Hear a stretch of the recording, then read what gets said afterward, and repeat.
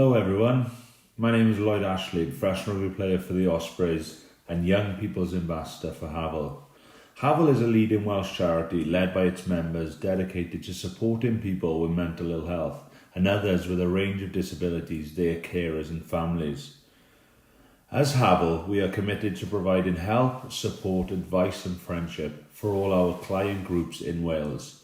As we feel strongly about this, we will take responsibility wherever necessary to ensure that people will not have to cope alone. For more information and a range of free publications surrounding mental health, please visit our website www.hafal.org.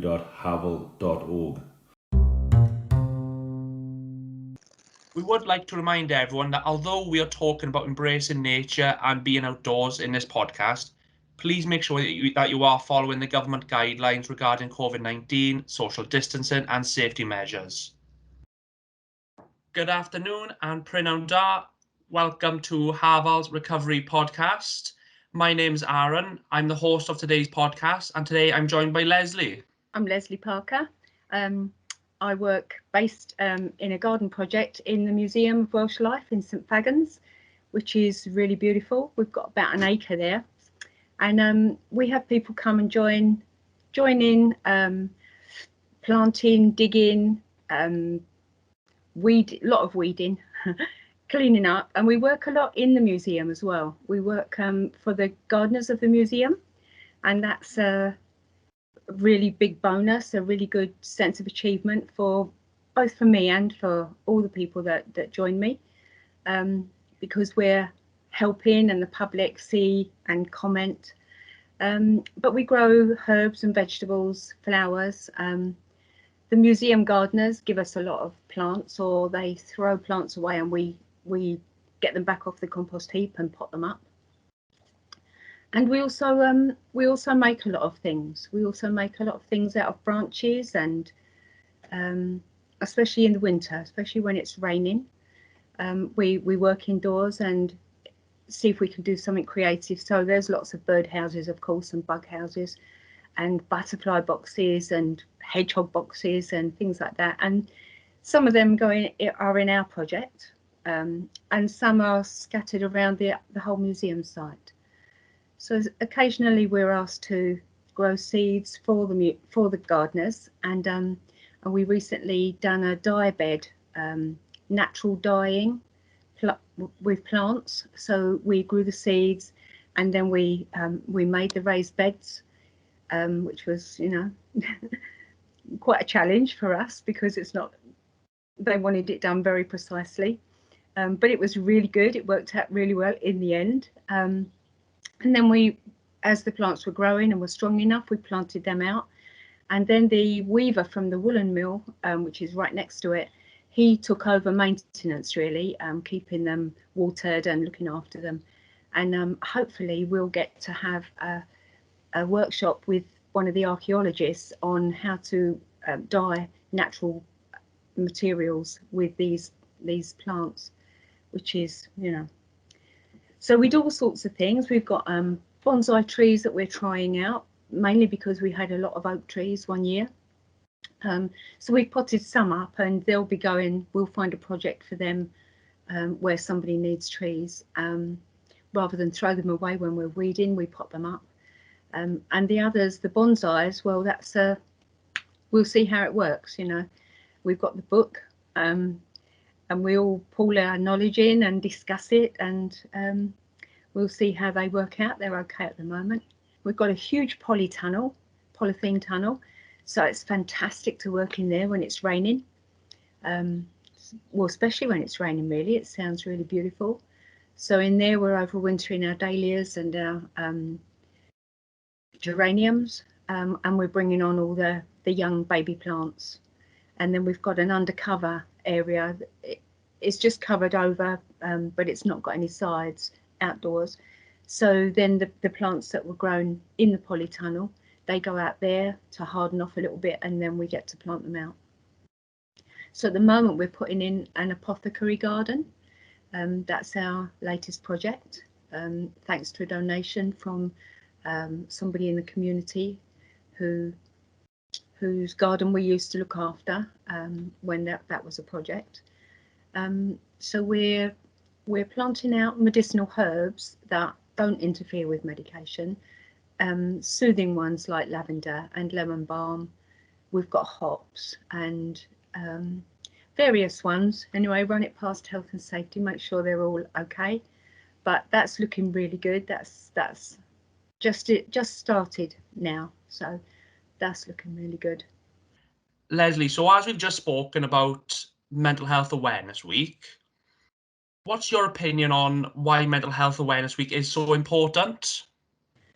I think it's like anything really. The more you can highlight for people that don't understand, it broadens their knowing, and also for people that are struggling, for people that are not coping and haven't seen that maybe they've got a mental health problem at the moment, and where to turn to, what's available or what can help. So it's like anything really. It's always good to open up the ideas, open up the information, let people know what's available. I'm in complete agreement with that. I think it's about raising awareness of what services, what support is out there, whether that's online or whether that's, third sector or NHS. It could be just a simple thing of, sharing the link for the podcast, or, for example, this week for the awareness week, it's about nature. It could be just giving some tips about nature, that can help people, ease ease with their mental health. And we have just come out of a really tough year with lockdowns and COVID. So I think this awareness week is more important, or just as important as all of the others. Yeah. So I know we spoke a little bit about the gardening projects that you have going on up in your area. What are the benefits that you find about being outdoors with nature, Lesley? I think if you can, for me, I just have to be outside. But I think what I see with people that come to the project is that if I can get them out of their head really and look at the clouds, what kind of clouds are they? What does it mean to see them clouds? Is it going to rain soon? What's it telling us about the weather? Look at the weeds. What are the weeds that are growing? Are there any weeds there that you can use as a fertilizer, which we do sometimes? What's around you? So it's trying to get people out of their head really, and link in with the outside world, with nature. And if I can, what I try and do is give people a job that they're maybe not familiar with, or maybe a little bit apprehensive about, and then they're so busy concentrating on whether they're getting it right or not, they're not thinking about whatever they were thinking about in the beginning. But it's to listen to the bird song and see if you can identify one bird, in particular, and then gradually broaden that, so that you get to know the different bird calls. So again, you're not in your little bubble. You're linking in with the world outside, and breathing. I mean, just walking by trees and knowing that when we breathe out, they breathe that in. And when they breathe out, we breathe that in. That is fantastic, isn't it? That's, and then it links you into the whole web of life. It links you in rather than being stuck in the moment in distress or anxiety. Definitely. I know for myself, I like being outdoors, and I love, feeling the wind on my face, Yeah, feeling the sun on my back. yeah, And you just feel like you're not on your own. yeah, yeah. And just if you can just have moments of that, you don't have to go full blast, but just moments of that. So to be outside and just take a breath and look at the sky and look at what's around you growing naturally, and listen to the birds, it just opens you up. I that's how I find it anyway. So I know, obviously, due to COVID, obviously a lot of groups have stopped. Have they started your group back up at the moment, or is it still held off at the moment? No, at the moment, I'm having 2 people at a time. Yeah. But I think we're going to increase that soon. What we've been doing though through the lockdown is not with everybody, but with some people, they've been WhatsApp is brilliant, isn't it? They're sending me photos of they've got this packet of seeds and they haven't got any pots and they couldn't always get compost, but some people got compost. So using yogurt pots or whatever was available, I've talked them through and how to grow things, how to grow what did somebody grow last year? Tomato plants. And so they became her babies really. She hasn't got any pets, she hasn't really got any family, she wasn't talking to anybody or going outside, she's been very anxious. So these became her focus and she was really looking after her tomato plants, and I got updates all the time. And so with other people as well, they've grown herbs on their windowsills when they haven't had a garden. And it's just keeping in touch. And then, of course, if you can eat the tomatoes and you can eat the herbs, it's like, wow, I grew that from a tiny, tiny little seed. I put that in the compost, and look, I'm having it with my dinner. So it's been salad crops and all that, things that were easy enough for people to grow without much guidance. I really enjoyed that part then about being creative, using yoga pots, Yeah. using different things to be able to grow them. I think that just shows that you don't always have to go out and have to have the pots and the pans. No. You can use things that you have every day almost. Yeah, that's it. Mushroom boxes and containers that grapes come in. I use them all the time. I've got parsley at the moment in a grape box. Yeah. It's whatever's around, whatever's useful. And if people wanted to get involved, how would they get involved? Well, generally, people come through the doctors, or they come through social workers, they come through the community mental health teams, but you can self-refer as well. So then they need my phone number or my email address and get in touch. And then what happens usually is I arrange a visit. So they come to the project, they have a look around and meet me. I meet them, see, is this the kind of place that they feel comfortable to come? And there's no pressure anyway. I mean, if people come and they try it for a day and think it's not for me, it doesn't often happen, but every now and again it's, somebody says it's not for me, and that's fine. You've given it a go, it's fine. And it's such a beautiful place anyway. We will put the details of the office number obviously out on the podcast when it goes live. So Lesley, do you have a guide for individuals who are at home and how they can get involved with nature?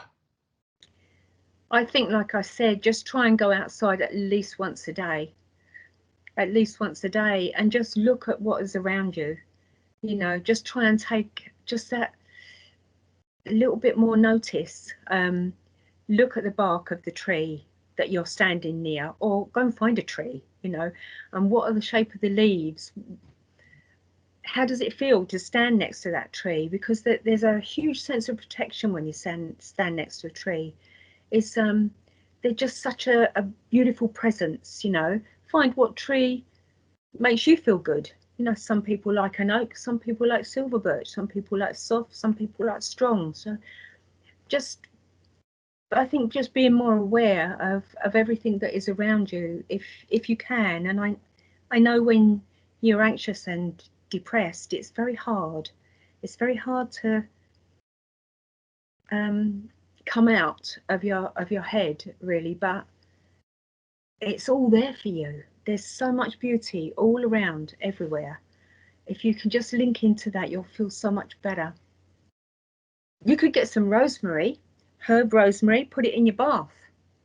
You could get some lavender, dry some lavender, put it under your pillow. Get some hops, put them under your pillow if you can't sleep. Link in with the plants. They are just so giving. There's some really useful tips, and I'm sure some of our listeners are definitely going to be going out and doing that as well now. I know as well, if people don't like gardening, there are other ways to connect with nature. For example, the 5 ways to well-being, connect, keep learning, be active, give, and take notice. A few of the things that I've written down in regards to the 5 ways to well-being and including nature, it could be reading a book outside, Yeah. laying on the grass, laying on the sand, even if you're just sitting outside. And I think like you said earlier, Lesley, just listening to what nature's doing, listening to the wind, listening to the animals, feeding ducks, picking up litter, or even doing exercise outdoors. There's so much we can do, and I think it all comes down to what individuals feel happy to do as well. Yeah. To be near a river or be near the sea or be, if you can, be near a stream, be near moving water is a really soothing place to be. It's a really uplifting place to be. And if you just go for a walk, I mean, if you can't link in and you're not in that place, but you can go for a walk. So, okay, you're doing you might not really want to, but you go outside and you're moving, but you're breathing, you're getting that fresh air into you, and you're out there linking into nature, even if you don't mean to, and you'll come back feeling better for it. I know when I've got a lot on my mind, I'll go for a walk, and I'll go to the sea. Yeah. And I'll imagine, skimming rocks across the sea, seeing how many you can get. Yeah. Yeah. And I do that, but I think of whatever's on my mind that I'm trying to get rid of. I'll pretend that's the rock, and I'll try skimming it then for like 3 or 4. I can Wow. do that for half hour until I feel better. Yeah. So and there's another thing that I get people to do if they're feeling really ungrounded and really anxious and uptight, is to breathe in the air, and then imagine it flowing down through your whole body and out through your feet like roots of a tree. So you're linking in, you're grounding yourself into Mother Earth. And that's a really, to do that a few times, it just brings you calmer and helps you deal with whatever it is that you're trying to deal with at the time. I know because I work for the early intervention psychosis team as well, we do a lot of work outdoors, called adventure therapy. I think it was last year that they done the Voyage of Discovery, which was sailing. And, oh, sorry, no, that was 2 years ago. And last year then, because of COVID, we had to do Steps to Discovery. And we were planning to have like groups of people going out and doing walks in different areas. And we were walking the coastline of Wales, which Oh, was lovely. over 23 million steps it was. Again, due to COVID, we couldn't meet up in groups, so we were doing it individually, and also asking, the people we support, if they were ever going out for walks, if they could let us know so we could feed on that information. So there's all those different types of ways we can always get involved in it. Yeah, and like you're saying with the sailing, it's really interesting because that's the kind of thing that if you get somebody to do that and they've never done it before, they're so busy learning this new skill and trying to get to grips with it that they can't be thinking whatever was getting them down in the beginning. Definitely, and they're being part of a team as well. Part of a Yeah. team with other people, communicating with other people, and I think that's a massive factor as well then. Yeah. Yeah, I see in the project, if there's a group of people rather than just 2, but if there's a group of people, they might all have something different that they're dealing with, but they understand where each other are, and it's lovely. They might say to me, Lesley, have you noticed that somebody's not okay today? And maybe I haven't because I've been busy, but they all look out for each other. It's really a good social place. Thank you to today's guest, Lesley. It's been absolutely fascinating listening to you and learning about all the project work that you're doing. I hope that the weather turns nice, so you'll be able to do a lot more gardening. Thank you for today, Lesley, and I'll speak to you soon. Okay, Aaron. Thank you. Bye. I'm now joined by 2 more guests. Georgina and Hollie. Welcome to the Hafal podcast. How are you all doing? Good, thank you for having us. Good. Yes. For the listeners at home, would you be able to introduce yourselves and your roles? I'll pass it to you first. Thanks, Georgie. Yeah, my name's Hollie. I'm a recovery practitioner for Hafal and I'm based in the Newport area. So as a recovery practitioner, we work with clients who are being discharged from secondary mental health care and kind of aid them with getting back into the community. Yeah, brilliant, Holly. That's my role as well. I'm a recovery practitioner for Hafal. I'm based in Chepstow in South Monmouthshire. Oh, brilliant, brilliant, good work. I just want to ask your opinion on Mental Health Awareness Week. So how can we as individuals, professionals, clients, service providers and governing bodies raise more awareness around mental health? I think it's really important that we have open, honest conversations. If that be conversations with your friends and family, you know, talking about your mental health, asking how someone else's mental health is. I think talking is the most important thing that we can all do. Definitely, I completely agree with that, and just kind of sharing as much as you can. I think, you know, with the lockdowns and whatnot, with the pandemic recently as well, I think a lot of us have spent more time online because that's all we can really do. So I think kind of sharing as much as we can as well to raise that awareness is really important. And also, I think learning is power. So I think you know, reading about sort of these mental health problems, depression, low mood, anxiety, reading about them, how to help yourself, how to help your friends if they're struggling with it. There's a lot of information out there to help people support themselves and their friends and family. I'm in complete agreement with you both. I know when I attend meetings, I try and, you know, bring what my job is to the table. So I'm there to empower my colleagues and other projects so that they're more aware of what the work we do as well. And I believe that, you know, we got social media now. It's such a powerful tool where we're able to share so much information. You know, we can share the videos, you know, the podcasts. It's just a helpful tool that we can do, and that's just raising awareness as well then. So Georgina and Hollie, I know you've been creating some videos, haven't you? To try and look at 5 ways to well-being. Would you be able to explain a little bit more on how they link in with Mental Health Awareness Week and the theme of nature? Yes, so the 5 ways of well-being, so connect, learn, be active, give, take notice. They are all scientifically proven to improve our overall mental well-being and increase happiness. And these 5 ways of well-being, there's lots of things that we can do for each of the ways, but they are all things that we can do outdoors and in nature. So on these videos, what type of activities are you going to be doing? So on the Connect video that Georgie and I put together, we kind of try to find various ways, particularly within the pandemic, of how we can still connect with each other in such a difficult time. And now that restrictions are starting to ease, you know, it's about trying to get out there as much as possible where we can. So, for example, as part of the video, we went for a little walk, didn't we, Georgie, up the park, up the road from the office that we work in, and that was really nice, you know, outdoors and in nature. And hopefully, you know, with the summer months coming, with the warmer weather, it's nice to get out and just, you know, be outside, because we've been stuck in for so long that I think, you know, we've just taken for granted, you know, beforehand, the, you know, how being outside can make us feel and how much of a positive impact it can have on us.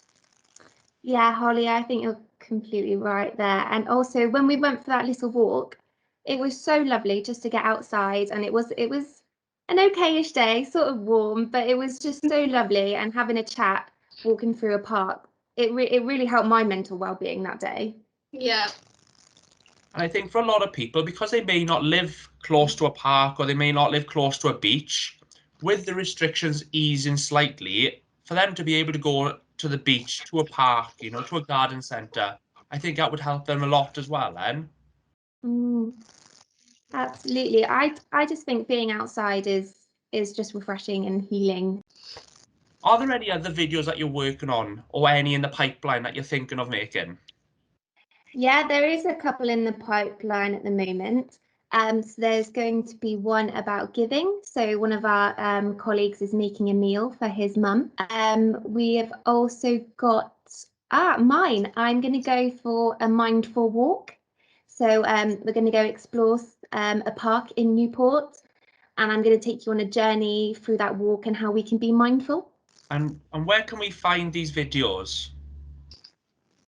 They're all posted to our social media pages, so our Facebook page, YouTube, Twitter, Instagram. So yeah, if you follow us on any of those, then you'll be sure to find the videos posted. That's brilliant. I just want to say thank you to Lesley, Georgina, Hollie, and thank you all the guests for listening and all the listeners.